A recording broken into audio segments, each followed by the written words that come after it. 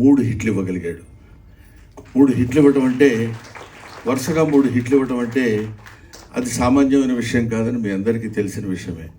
కానీ 3 ఇచ్చాను కదా ఇంక మనకేంటిలే అనే ఫీల్ లేకుండా, జస్ట్ లైక్ ఒక సెట్లో బాయ్ లాగా అటు ఇటు కావాలనుకున్నప్పుడు తిరిగి ఎక్కడ ఏది కావాలో అది చేసుకుంటున్నాడు.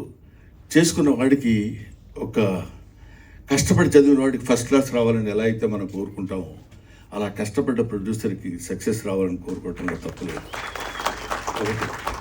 నెంబర్ 2, ఈ సినిమాకి డైరెక్టర్ మిస్టర్ నిఖిల్ గురించి చెప్పాలంటే, అసలు రావడంతోనే మనిషి కొంచెం కొద్దిగా ఇట్లా ఊగుతూ ఇట్లా ఏంటి బాగా హైలో వచ్చాడా ఏంటి అనుకున్నాను.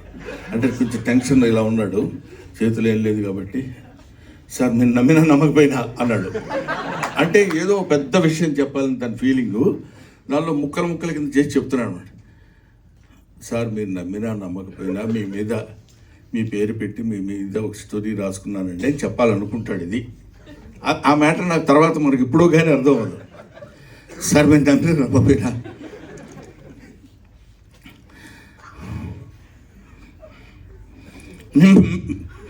మీ పేరు పెట్టుకుంటాను